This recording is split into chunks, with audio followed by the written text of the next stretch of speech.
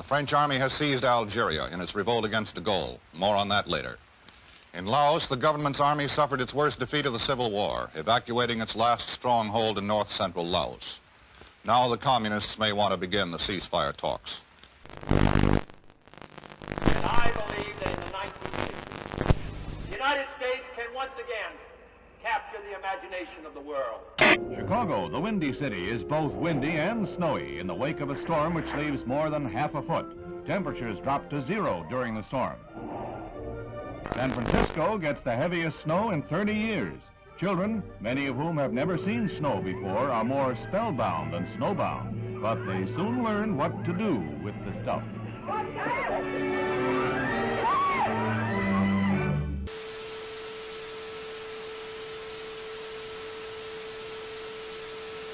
I, John Fitzgerald Kennedy, do solemnly swear that you will faithfully execute the office of President of the United States. that I will faithfully execute the office of President of the United States And will, to the best of your ability, and will, to the best of my ability, preserve, protect, and defend the Constitution of the United States. preserve, protect, and defend the Constitution of the United States. So help me God. So help me God.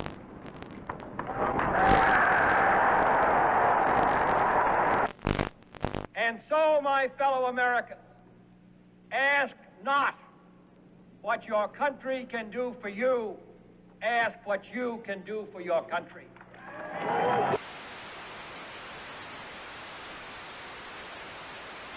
British Prime Minister Harold Macmillan arrives in Key West, Florida for a conference with the President on the explosive crisis in Laos.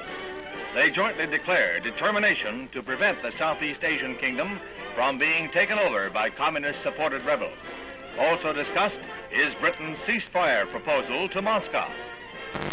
Miko, is the Soviet Union willing to agree to a ceasefire in Laos?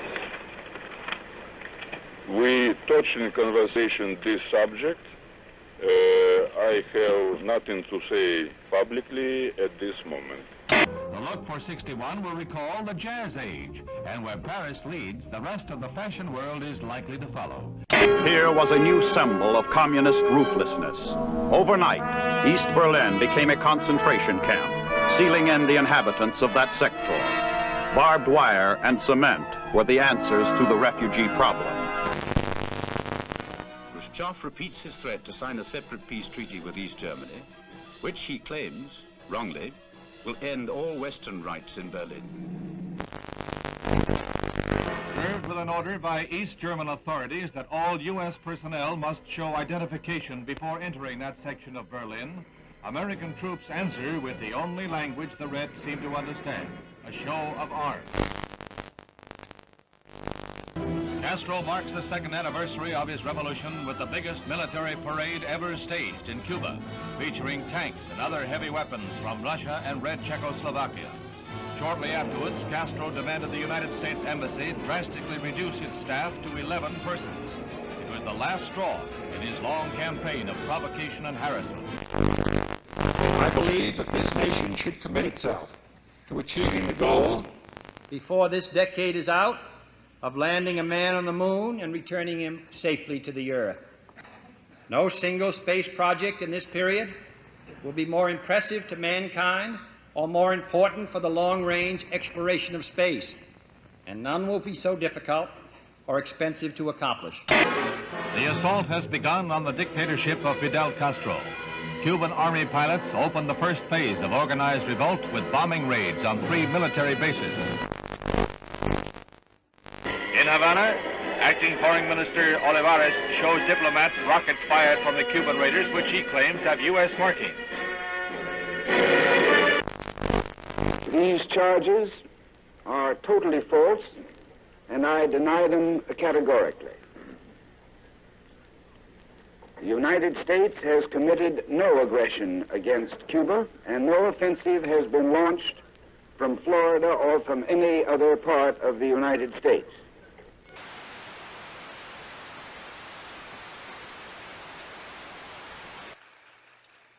Es un honor para mí el estar hoy entre un grupo de los hombres más valientes del mundo.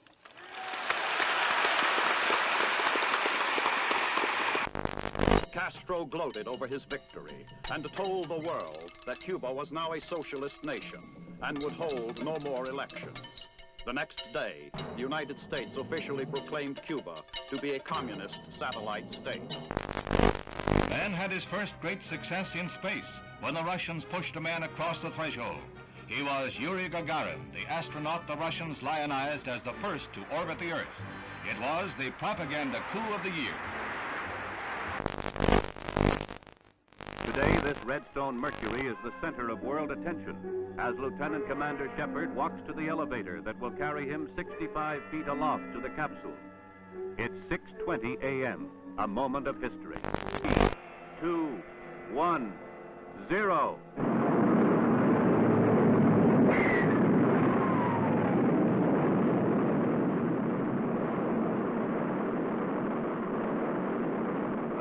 Performs perfectly as it lifts the funnel-shaped capsule gracefully along. 115 miles up, he went 300 miles downrange, right on target, and was picked up by waiting helicopters.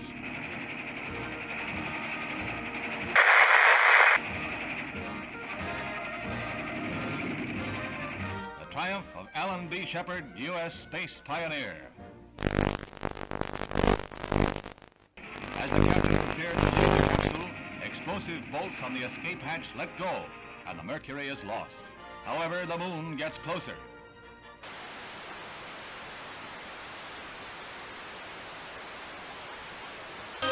Albany, Georgia.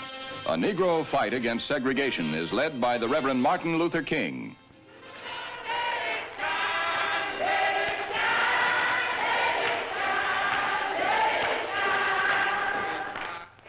And if necessary, we must be willing to fill up the jails all over the state of Georgia. Солнце. Шар превращается в колоссальный светящийся купол. Яркое свечение еще продолжается. В этом опыте оно длится необычайно долго.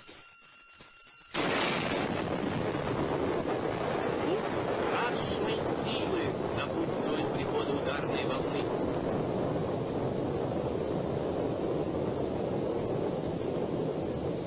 Just why the Soviet Union would wish to detonate a 50 megaton explosion, something about which we can all speculate. At Oxford, integration at the University of Mississippi becomes a one-man crusade. When Air Force veteran James Meredith tries to register, the police lines are drawn, U.S. Marshals blocked. When university officials are cited for contempt of federal court, Governor Ross Barnett personally Negro applicant. Meredith goes away, and the federal government ponders its next move. The force is increased tenfold and more. It is not enough to avert a night of rioting, leaving 2 dead and the campus the shambles of a battlefield.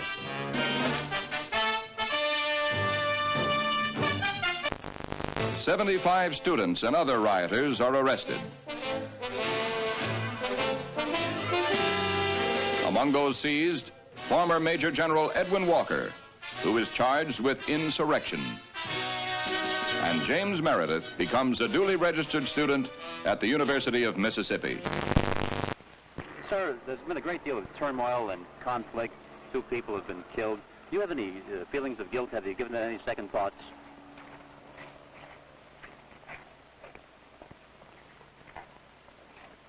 I'm very sorry that anyone had to get hurt or killed.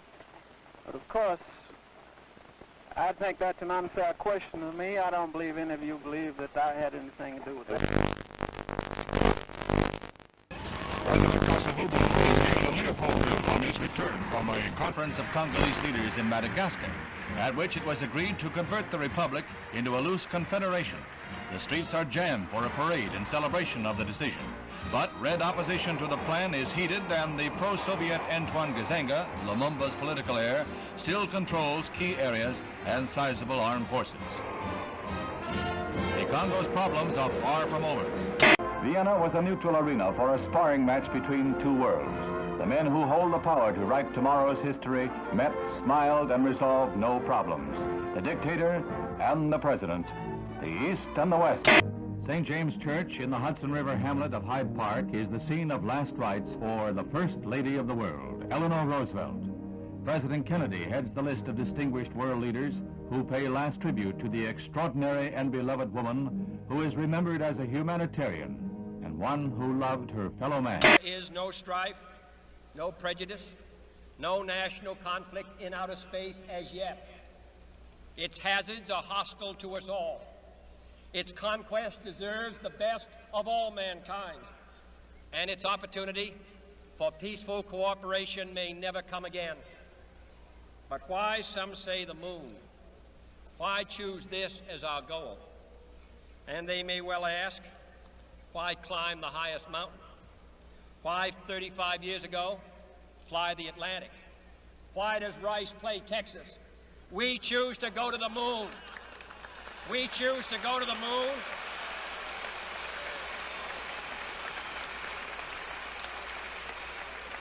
We choose to go to the moon in this decade and do the other things, not because they are easy, but because they are hard. Because that goal will serve to organize and measure the best of our energies and skills. Because that challenge is one that we're willing to accept, one we are unwilling to postpone, and one we intend to win, and the others too. From the Cold War, the ground forces of NATO have been alert against the military threat of the communist bloc. Now, Honest John missiles add to NATO's striking power.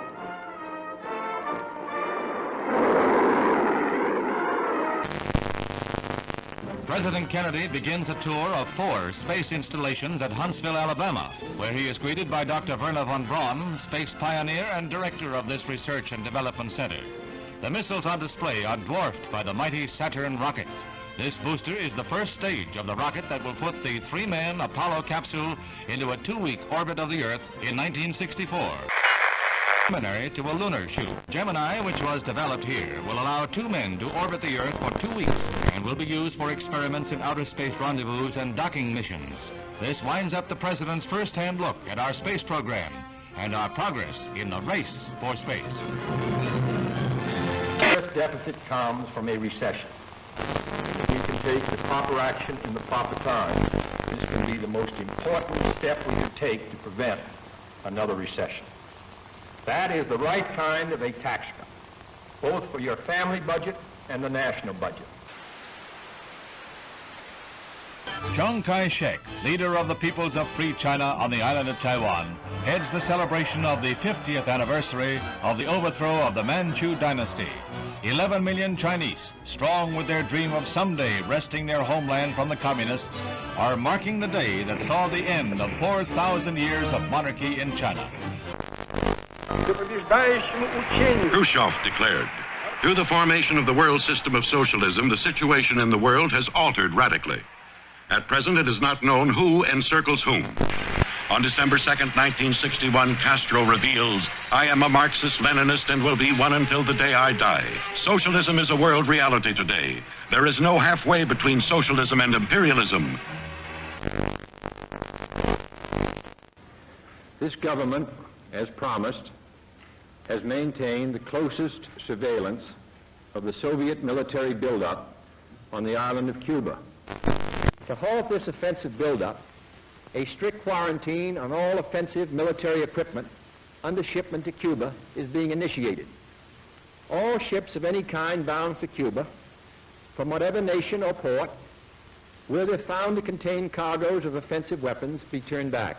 It shall be the policy of this nation to regard any nuclear missile launched from Cuba against any nation in the Western Hemisphere as an attack by the Soviet Union on the United States, requiring a full retaliatory response upon the Soviet Union. Communism's adventure in Cuba is a sophisticated one. Political, psychological, subversive, with paramilitary features. Can a democratic society, wherein the right to know and the value of knowing are basic, can a democratic society wage successful political, psychological, subversive warfare against communism? Leather is falling into step in the fall fashion parade. Finished in an explosion of rainbow colors, leather has been styled into smocks and sheath-top skirts like this eye-stopping pair. Just the thing for a day's outing at Sterling Forest Gardens in New York. In Trafalgar Square, 2,000 Londoners demonstrate against the United States blockade. Fidel Castro whips up a furor in Cuba, charging the United States with arming and training mercenary forces for an imminent invasion. He calls out some 200,000 militiamen for training and guard duty at key points throughout Havana.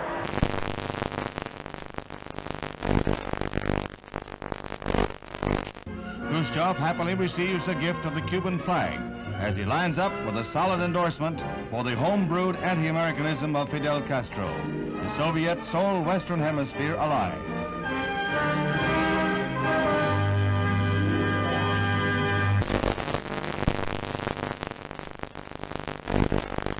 As he arrives back in Washington, the president hears more bad news. China has just invaded India. Is this part of a two-pronged communist assault? Now the president must weigh all the factors one final time, then make his decision, knowing that whatever he does, he risks nuclear war.